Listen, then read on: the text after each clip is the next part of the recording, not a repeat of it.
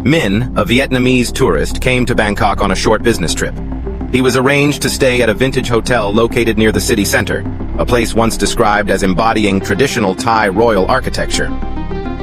The hotel was strangely quiet, with a long, endless corridor and walls decorated with old paintings that had faded over the years. Min was given room 409 at the end of the fourth-floor corridor. The receptionist hesitated before handing over the key, her eyes showing a hint of fear.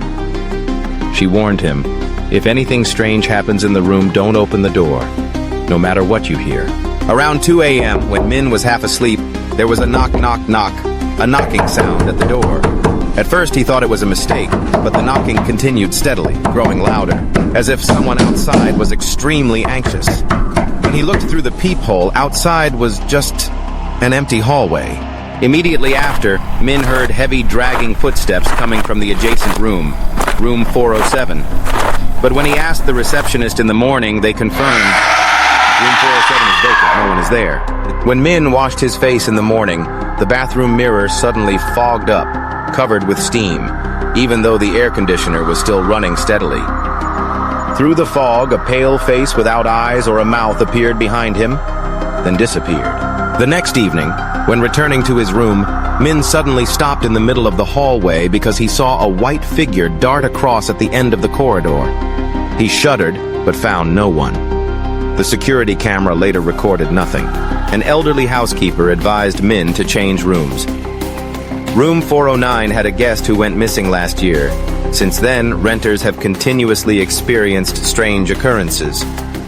He looked at him with worried eyes. No one can stay there for more than 3 nights. On Tuesday night, Min was working on his laptop when he noticed the curtain window flutter slightly, even though there was no wind. He turned around and saw the silhouette of a woman standing behind the curtain just staring at him, without blinking. When he pulled the curtain aside, there was no one there. On the last night, Min was lying down when he clearly heard a whisper right next to his ear, "Go away." He sat up abruptly. The room was empty but icy cold, as if someone had just left the bed. On the glass, there was a faint, misty inscription, 409 belongs to me. The next day, Min requested to change hotels. When leaving, he looked back at the 4th floor, where room 409 had been sealed off. The receptionist only said, "We no longer rent that room." Later, Min found out that 3 people had died in room 409. All of them disappeared without a trace.